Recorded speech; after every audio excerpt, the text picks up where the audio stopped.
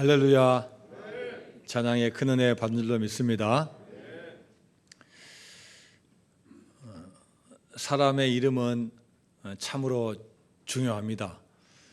왜냐하면 그 사람이 태어나서 죽을 때까지 계속 부르는 이름이고 드려야 되는 이름이기 때문에 이름을 짓는 것도 중요하고 또 이름을 어떻게 만드느냐가 참으로 중요합니다. 그래서 부모님도 낳으면은 자녀가 낳을 것을 예상하면서 이름을 미리 지어 놓습니다.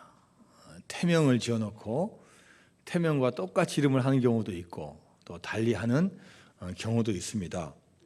어떤 분은 이름을 짓기 위해서 특히 믿지 않은 분들은 장명소 가서 몇십만 원, 몇백만 원 주고 이름을 지은 분들도 있습니다. 어떤 분이 딸을 낳았는데 고민하다가 우리 딸이 사는 날 동안에 항상 좋은 일만 있어라 라는 뜻으로 한문으로 좋은 길자에 해년자, 그래서 길년으로 이름을 지었습니다. 의미는 좋지만 아버지 성이 주십니다. 그래서 부를 때마다 너무나 안 좋아서 이름을 바꿨다는 이야기가 있습니다. 어떤 분이 아들을 낳았어요. 네가 밟는 땅은 언제나 풍요롭게 되기를 바란다 라는 의미에서 풍요할 풍자에 땅지자, 풍지라고 지었어요. 근데 성이 무슨 시예요? 문씨여가지고 또 이상해서 이름을 바꿨다는 이야기도 있습니다. 동명이인이 많습니다. 왜냐하면 좋은 이름이라고 생각해서 짓기 때문에 좋은 이름은 또 여러 명이 지으니까 동명이인이 많습니다. 우리 교회도 동명이인이 여러 분 있습니다. 성은 틀리지만 또 우리 교회도 영숙이라는 이름을 가진 분이 세 분이나 있습니다. 이제 한 분 계셔요. 세 분이나 계셔요. 제가 옛날에 큰 교회 부교육자로 있을 때 제가 교구장을 했는데 우리 집사님 이제 신방도 하고 신방 정리하면서 교적부를 딱 쳤어요. 김영숙. 저는 깜짝 놀랐습니다. 무려 그 교회에 김영숙이라는 사람이 120명이 나와요. 여러분 놀라지도 않으시죠? 우리나라에 길동이라는 이름을 가진 사람도 많다고 합니다. 길동이라는 이름을 가진 사람이 4,846명이 있대요. 김길동, 이길동, 홍길동, 문길동 다 길동이에요. 그런데 홍길동이라는 사람이 많다고 합니다. 우리나라에 홍길동이 몇 명이겠습니까? 1,375명이 홍길동이라고 합니다. 그런데 우리가 홍길동 하면 다 남자라고 생각하는데 큰 착각이래요. 1,375명 중에서 남자 홍길동이 1,069명, 여자 홍길동이 538명. 여자들이 의외로 많다는 겁니다. 우리나라에서 가장 긴 이름을 가지고 있는 사람이 있습니다. 등록되어 있는 가장 긴 사람 이름이 뭐냐? 황금, 독수리, 하늘을 날며 세상을 놀라게 하다. 이게 이분 이름이에요. 이름 이야기하다 이름 다 까먹어버림. 이름이 18자라고 합니다. 유명한 화가 피카소라는 분도 뭡니까? 아주 특이하신 성격을 가지고 있대요. 그림도 여러분 평범하지 않잖아요. 특이하고 예술세계도 특이하고 성격도 특이하고 삶도 특이하대요. 그래서 이분이 자기 이름을 이렇게 지었대요. 원래는 파블로 루이즈 피카소인데 그 중간에다가 자기가 좋아하고 존경하는 사람 이름을 다 넣었대요. 그래서 정식 명칭이 뭐냐? 파블로, 딩고, 호세, 프란시스코, 드 파우라, 호안, 드로스, 레메디오스, 크리스피노드, 라산티스마, 트리니나드, 루이즈 피카소가 이분의 정식 이름이라고 합니다. 사람의 이름도 중요하지만 우리가 어떤 일을 하고 어떤 간판을 달고 회사 이름을 세울 때도 심사숙고해서 이름을 정합니다. 내가 이 기업 이름이 정말로 거래도 잘 되고 번창하고 잘 될 수 있는지를 생각해서 이름을 짓습니다. 설악산 부근에 가면 유명한 순두부집이 있다고 합니다. 이 순두부집 이름이 뭐냐? 할머니 순두부. 처음에는 하나만 있었는데 잘 되다 보니까 너도 나도 없이 다 몰려들어서 순두부집이 유명하대요. 그 옆에 원조 할머니 순두부집이 생기고, 그 옆에 진짜 할머니 순두부집이 생기고, 또 그 다음에 진짜 원조 할머니 순두부집이 생기고, 순두부집이 아주 많다고 합니다. 우리나라의 선교사님들이 처음 왔을 때 1890년대 후반에는 남자들은 다 이름을 가지고 있는데 여성 중에 많은 분들이 이름이 없었대요. 특히 시집가기 전에는 이름이 없는 경우가 많았대요. 그 영향으로 여자 이름이 뭐 끈녀, 말자 뭐 이런 이름이 많을 정도로 이름이 없었다고 합니다. 그래서 선교사님이 뭐 이름을 물어봐도 대답을 못하는 거예요. 저 누구 집 몇 째 딸이에요, 이렇게 대답을 해서 선교사님들이 이름을 짓기를 권면하고 심지어 이름을 지어줬다는 그런 이야기가 있습니다. 여러분, 우리가 가지고 있는 지금 이름들, 여러분 지어주신 분이 소중하게 생각해서 아마 좋은 이름을 아마 주었을 겁니다. 소중한 이름 늘 잘 간직하고, 또 그 이름이 좋은 이름이라면 그 좋은 이름대로 될 수 있도록 우리가 나아갈 때, 여러분 이 세상에서 이름을 남기고 무엇보다도 하나님이 이름을 기억해 주는 귀한 분이 될 줄로 믿습니다. 세상에 좋은 이름이 많지만 인류 역사상 최고의 이름은 무엇이겠습니까? 역사상 업적을 남긴 수많은 분들이 있습니다. 뭐 대제국을 건설하고 좋은 회사를 이루고 또 발견하고 발명하고 그런 분들이 너무나 많습니다. 그러나 진정 나를 위해서, 나의 근본적인 문제를 위해서 이 땅에 오신 그분이 있다면 그분의 이름은 무엇이겠습니까? 저는 오늘 이 시간 여러분이 너무나 잘 알지만 다시 한번 우리의 구원자가 되어주시고 우리의 삶의 근원이 되어주시는 그분, 예수 그리스도, 예수님의 이름에 대해서 다시 한번 말씀을 드리려고 합니다. 2000년 전 유대 지방의 조그만 마을에서 태어났지만 이분은 온 인류를 구원할 분으로 태어나신 분입니다. 이분이 세상에 오셨을 때 주의 사자가 이분을 이렇게 표현했습니다. 자, 오늘 성경 봉독을 했지만 자, 마태복음 1장 21절 말씀을 같이 봅니다. 시작. 아들을 낳으리니 이름을 예수라 하라. 이는 그가 자기 백성을 그들의 죄에서 구원할 자이심이라 하니라.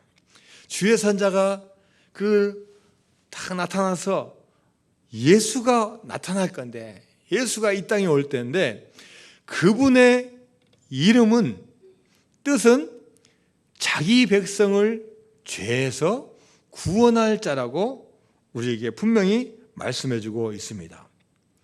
예수님은 죄에서 우리를 구원할 자로 오셨는데 예수님이 오신 이유를 이 세상은 잘 알지 못합니다. 지금도 예수님 하면은 4대 성인 중에 한 명, 기독교의 창실한 분, 이렇게 알고 있습니다. 그러나 예수님이 이 땅에 오신 것은 위대한 성인으로 오신 것도 아니고 어떤 특별한 종교를 만들고 창시하기 위해서 오신 분도 아닙니다. 그렇다면 예수님이 이 땅에 오신 진정한 목적이 뭡니까? 오늘 본문대로 예수님이 오신 목적은 이 온 인류의 백성들을 죄로부터 구원하실 구원자로 오신 줄로 믿습니다.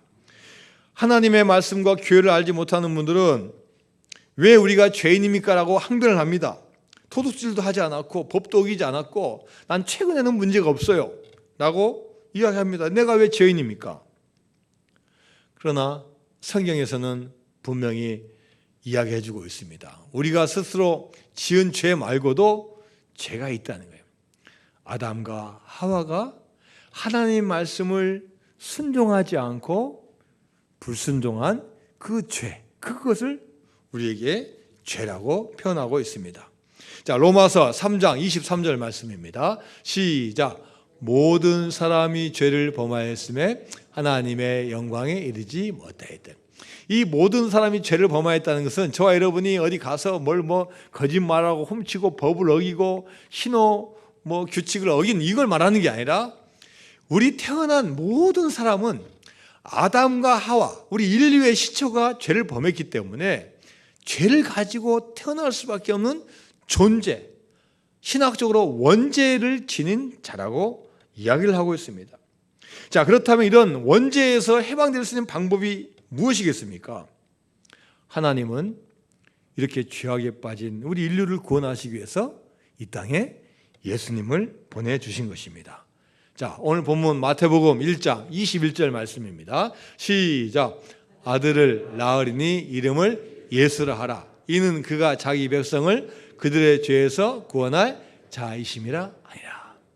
예수님이 이 땅에 오신 목적은 다른 데 있는 게 아니라 저와 여러분 같은 죄인을 구원하실 구원자로 오신 줄로 믿습니다.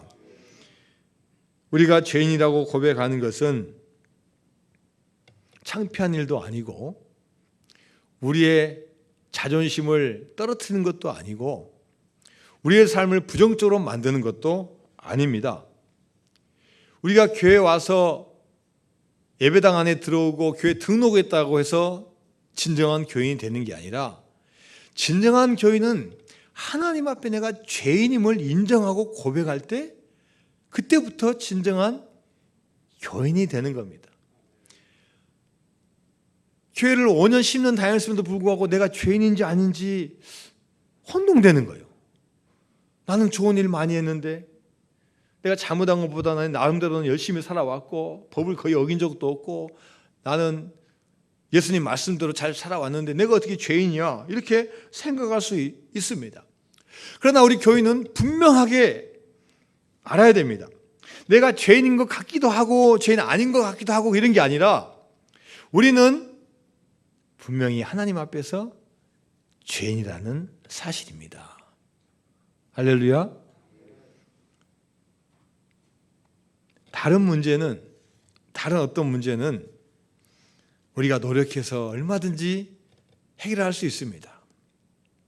우리가 잘 계획하고 잘 준비하고 연습하고 수만 시간을 들여서 노력하면 그 분야의 전문가가 될 수 있고 얼마든지 잘 할 수 있습니다. 그러나 이 죄인의 문제, 죄의 문제만큼은 우리가 어떤 도를 닦고 무슨 연말을 많이 하고 극기를 많이 한다 해서 이 죄의 문제가 해결되는 게 아니라는 거예요.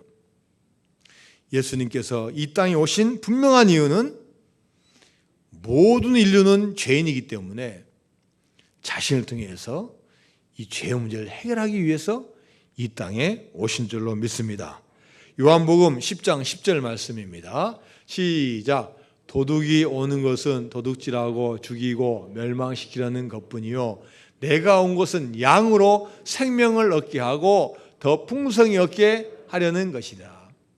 다윗은 고백했습니다. 여호와는 나의 목자시니 내게 부족함이 없으리로다. 우리는 양이고 하나님은 목자시라는 거예요. 목자이신 주님께서 이 땅에 오신 목적이 뭐냐? 우리로 하여금 생명을 얻게 하고 우리의 삶을 풍성케 하기 위해서 이 땅에 오셨다는 겁니다. 예수님이 이 세상에 오셔서 우리를 어떻게 살리십니까? 요한복음 10장 15절 말씀입니다. 시작. 아버지께서 나를 아시고 내가 아버지를 아는 것 같으니 나는 양을 위하여 목숨을 버리나. 주님이 오신 목적은 분명한 거예요. 태어날 때부터 또 이분이 또 인간적으로 어떤 이성을 알고 하나님을 만나는 그 순간부터 나의 사명에 대해서 아는 거예요. 우리는 사명이 다 틀릴 수 있습니다. 내가 행복해야 되겠다, 더 잘 살아야 되겠다, 내가 몇 세까지 살아야 되겠다, 얼마 벌어야 되겠다, 다 있지만 아예 주님은 그 사역하기 전부터 하나님의 뜻을 분명히 알고 있는 거예요. 나는 섬기러 왔노라. 나는 양을 위하여 무엇을 버리노라? 목숨을 버리노라. 그분의 오신 목적은 그 어떤 것도 아닌 자신을 통해서 이 인류가 구원받기 위해서 하나님의 순종의 역사를 행하여 주신 줄로 믿습니다. 하나님이 예수님을 이 땅에 보내신 것은 우리가 잘못한 것을 벌하고 징계를 주고 힘들게 하고 그렇게 체벌 주기 위해서 오신 게 아니에요. 자, 요한복음 12장 47절 말씀입니다. 시작. 사람이 내 말을 듣고 지키지 아니할지라도 내가 그를 심판하지 아니하노라. 내가 온 것은 세상을 심판하려 함이 아니요 세상을 구원하려 함이로다. 할렐루야. 주님이 오신 목적이 뭐라고요? 심판이 목적이 아니라는 거예요. 야, 하나님의 뜻은 이거는 너희들 왜 못하느냐? 내가 대신 심판하겠다. 이 목적이 아니야. 설사 우리가 잘못된 길을 간다 할지라도 주님이 오신 목적은 심판이 목적이 아니라 우리를 심판에서 구원으로 옮기시는 그 역할을 감당하여 주실 줄로 믿습니다. 예수님만이 우리의 구원자이십니다. 우리 교회는 다른 건 다 잊어버리고 다른 건 다 망각해도 우리가 교회를 나오는 목적은 목사님의 설교를 듣기 위함도 아니고 내가 기도가 다 응답되어서 다 복을 받기 위함도 아니고 가장 근원적인 것은 주님은 나의 구원자이시라는 것. 그로 말미암아 내가 구원받고 또 나로 말미암아 구원의 역사를 날마다 진행시키기를 원하시는 게 하나님의 크신 뜻인 줄로 믿습니다. 자, 같이 찬양하기로 합니다. 수많은 무리들 줄지어 같이 찬양합니다.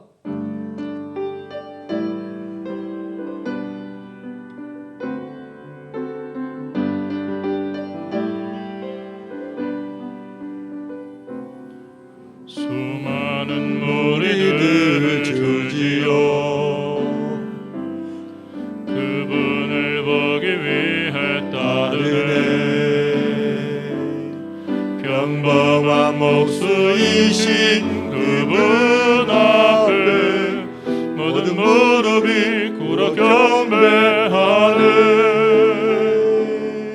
모든 문제들 하나하나 죽음까지도 힘을 잃고 생명의 근원 되신 예수 이름 앞에 모든 권세들 굴복하네.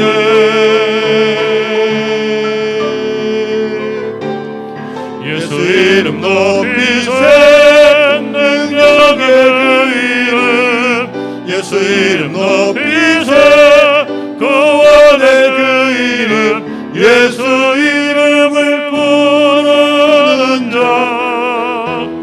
예수 이름을 믿는 자 예수 이름 앞에 나오는 자 복이 있도다.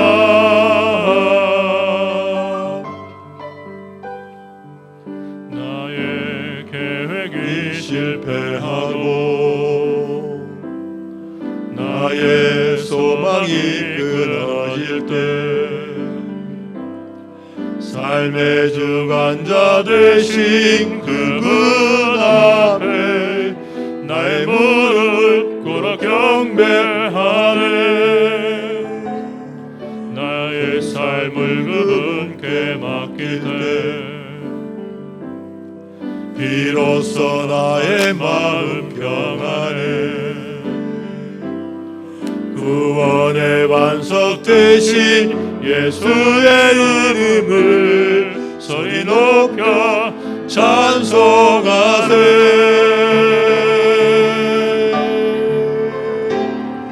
예수 이름 높이세 능력의 그 이름 예수 이름 높이세 구원의 그 이름 예수 이름을 부르는 자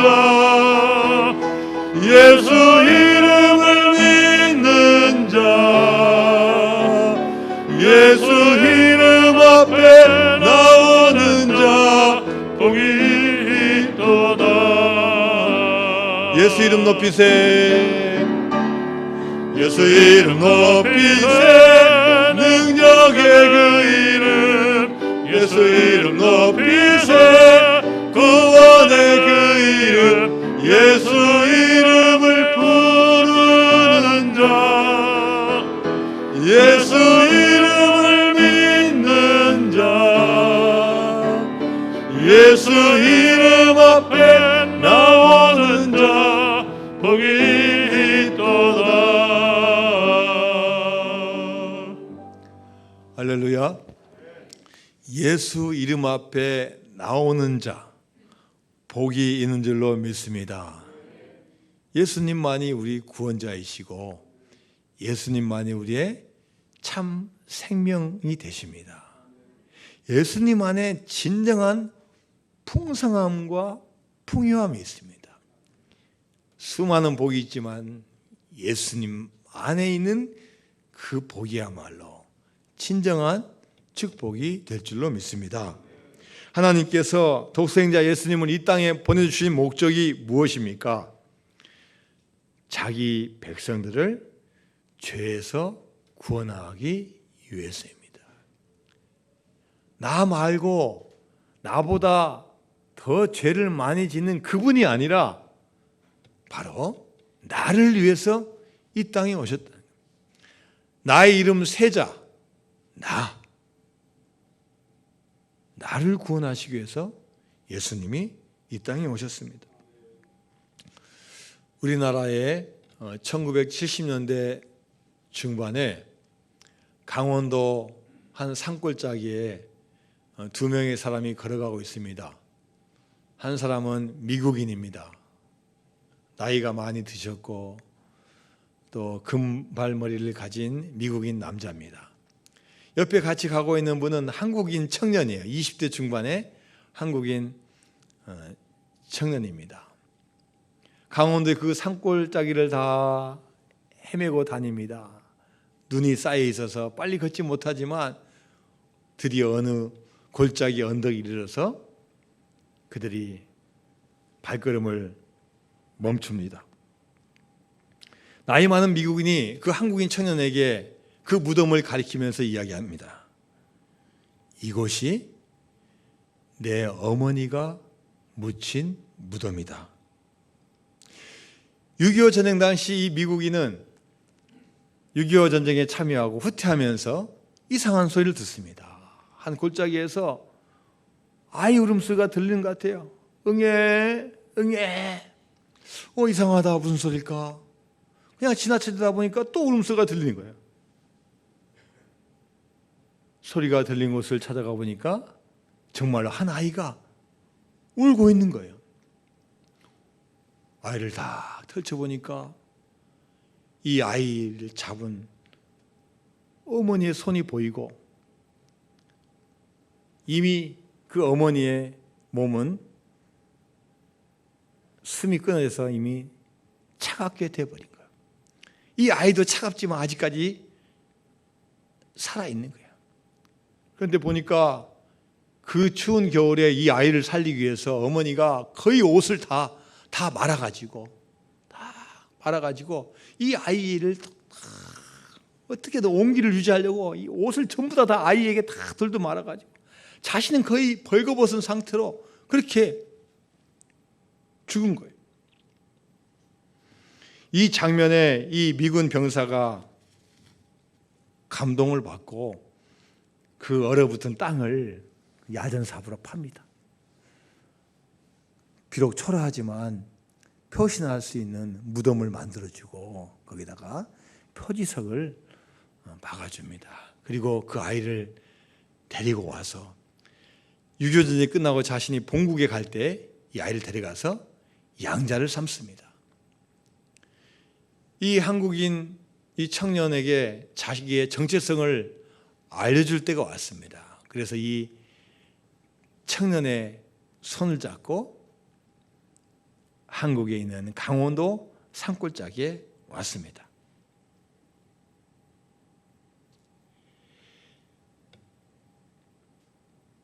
모든 이야기를 이 청년에게 다 들려줍니다. 이야기를 들은 청년은 눈이 수북이 쌓인 무덤 앞에 무릎을 꿇습니다. 뜨거운 눈물이 볼을 타고 흘러내려 무릎 아래 눈이 녹기 시작합니다. 한참 만에 청년이 그 자리에서 일어났습니다. 그러더니 자신이 입고 있던 옷을 하나씩, 겉옷부터 하나씩, 심지어 속옷까지 거의 다 벗어버린 거예요. 청년은 무덤 위에 쌓인 그 눈을 자기 손으로 다 치운 다음에 자기가 벗었던 그 옷을 엄마의 무덤에 하나씩 덮어주는 거예요. 마치 어머니께 옷을 입혀드리듯이 이 청년은 어머니의 무덤을 모두 자기 옷으로 덮었습니다. 그리고 무덤 위에 쓰러져 통곡을 합니다. 어머니, 그날 얼마나 추우셨어요.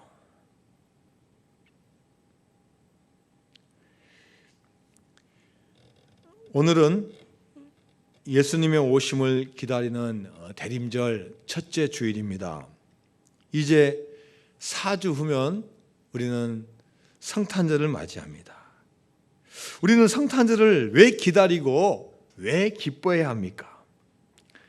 그것은 다른 것이 아닌 예수님은 저와 여러분 같은 죄인을 위해서 이 땅에 오셨기 때문입니다.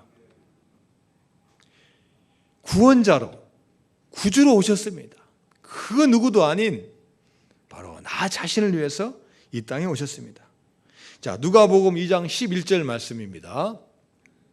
시작. 오늘 다윗의 동네 너희를 위하여 구주가 나셨으니 곧 그리스도 주시니라. 예수님이 구원자로 오셨고 두 단어로 뭘로 오셨습니까? 구주로 오셨어요. 구원자, 구원의 주로 오신 거예요.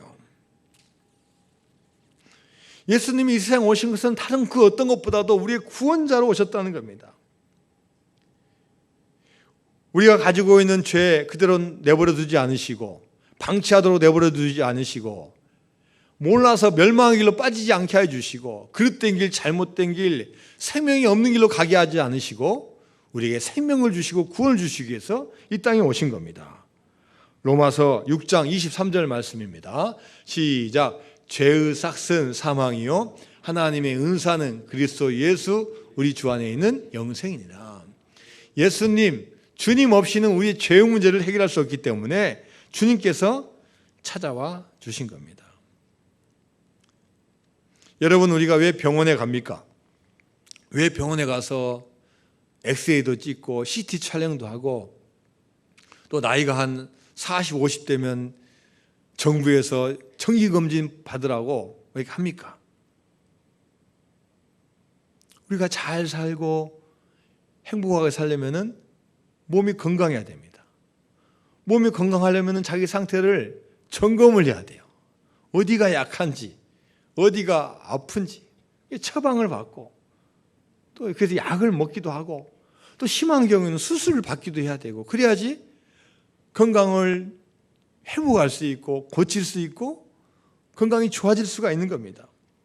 자, 다른 문제는 다 해결할 수 있지만 우리 죽음의 문제와 죄의 문제만큼은 어떤 의사도 어떤 전문가도 해결할 수 없는 거예요. 죄의 문제만큼은 예수님이 아니고선 해결할 수 없는 겁니다. 그래서 우리가 지금 당장 이익이 되지 않고 당장 눈에는 보이지 않지만 예수님을 우리의 구원자로 모시는 거야 말로 가장 큰 은혜이고 가장 큰 은총이고 가장 축복이 되는 줄로 믿습니다. 겨울철만 되면은 신문지상에서 늘 들려오는 소식이 있어요.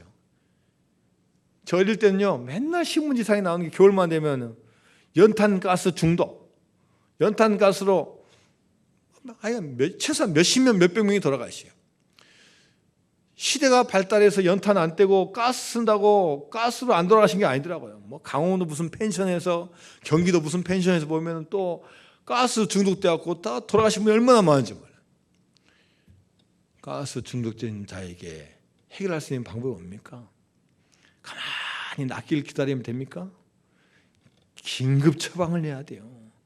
산소통을 가져와서 산소 마스크를 씌우고 산소를 공급해줘야만이 그분이 살아날 수 있는 거예요.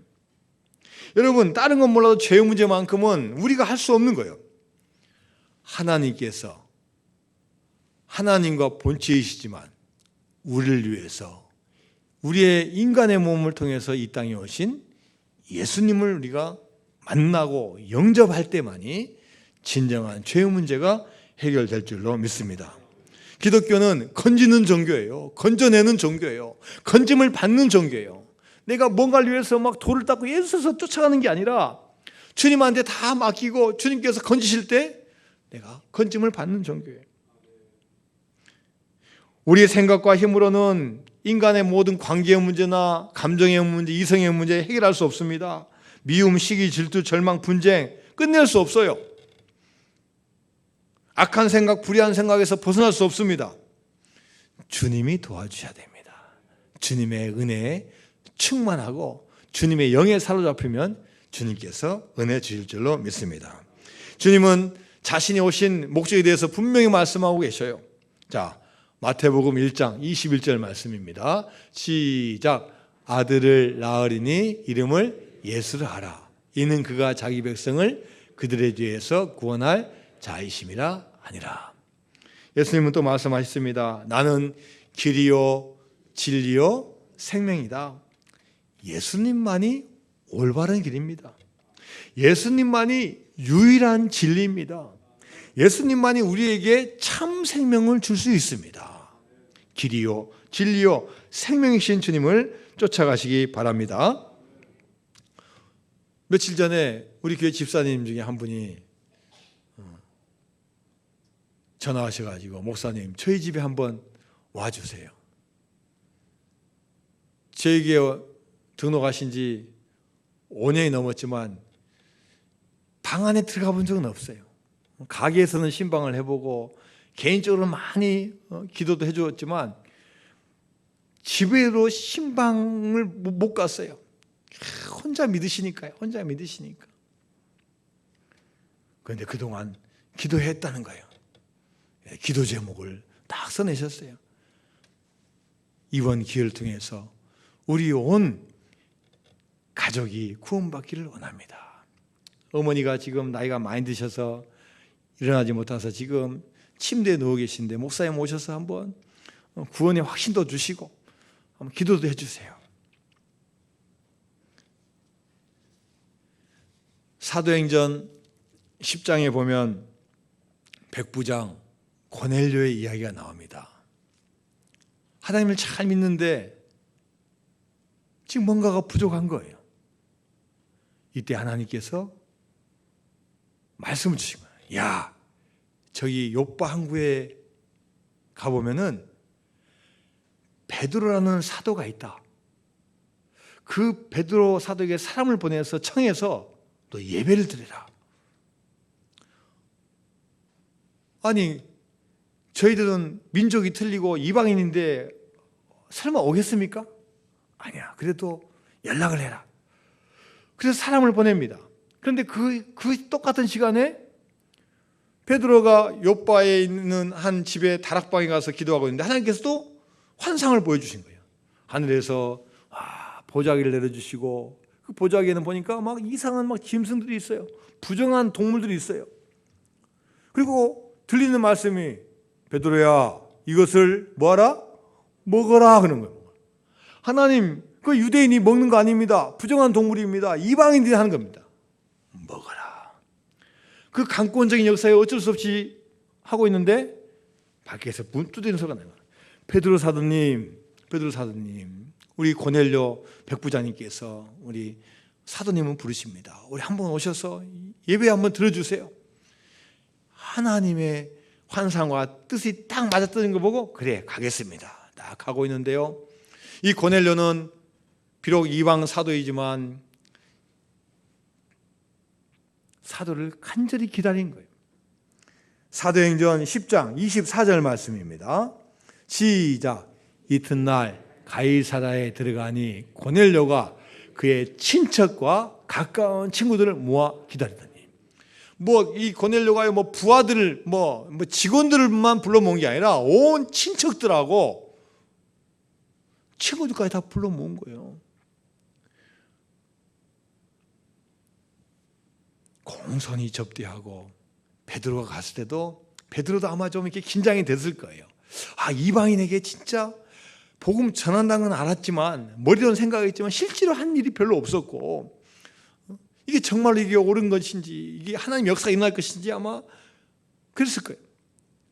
근데 가서 딱 말씀을 전하는데요, 다른 말씀하지 않습니다. 그 사도행 10장 보니까요, 다 핵심 하나잖아요. 예수님은 우리의 구원자이십니다. 이 말씀을 들을 때 하나님께서 그 말씀을 전하는 중에 거기에 있는 모든 사람에게 성령이 임하게 하셨다. 할렐루야. 그런 역사를 행하여 주신 겁니다. 자, 여러분, 우리가 성탄절을 맞이해서 이 어려운 시기에 코로나로 인해서 모이기도 힘들고 만나기도 힘들고 복음 전하는 것도 힘든 이 시기에 여러분, 우리가 할 수 있는 게 뭐겠습니까? 많이 있지 않아요. 내가 말을 잘해서 설득할 수 있는 것도 아니고 우리 교회 뭐 좋은 상황이어서 우리 교회 갑시다 할 수 있는 상황도 아니고 참 어려운 상황이에요. 그럼에도 불구하고 딱 하나예요. 성탄절은 우리의 죄를 사하시기 위해서 우리의 구원자로 예수님께서 이 땅에 오신 날이고, 우리가 다른 건 다 모르고 잊어버려도 예수님은 우리의 구원자이심더라고 증거하고 기도하고 선포할 때 하나님께서 필요한 능력 반드시 주실 줄로 믿습니다. 예수님만이 나의 구원자가 되십니다. 예수님만이 나의 능력이 되십니다. 예수님을 선포할 때 하나님께서 성령님을 사용하여 주셔서 성령의 능력을 저와 여러분에게 허락하여 주실 줄로 믿습니다. 주 예수를 믿으라. 그리하면 너와 내 집이 구원을 받으리라. 이 대림절 기간 동안 우리가 할 수 있는 건 많지 않습니다. 우리가 주님의 오심을 기다리면서 주님은 나의 구원자이십니다. 주님은 우리 가정의 구원자이십니다. 주님은 우리 직장과 기업의 구원자이십니다. 주님은 저의 친척과 저의 이웃과 저의 친구들의 구원자이십니다. 고백하고 나아갈 때 하나님께서 여러분의 큰 능력 허락하여 주실 줄로 믿습니다. 하나님 감사드립니다. 저희들 주님의 오심을 기다리는 귀한 대림절 기간을 보내게 하심을 감사드립니다. 현실은 너무나 암담하고 어렵습니다. 먹고 사는 것 정말 힘든 시대에 와 있습니다. 손님도 끊기고 직장도 없고 취업할 수도 없고 결혼하기도 힘들고 지금 상태 유지하기도 쉽지 않습니다. 하지만 이렇게 환난과 어려움과 위험이 올수록 주님은 나의 구원자이심이라고 고백하는 우리가 되게 하여 주옵소서. 그럴 때 하나님의 영이 충만해서 우리 힘이 아닌 구원자이신 분의 능력으로 모든 것 감당케 하여 주옵소서. 예수님의 이름으로 기도드리옵나이다. 아멘.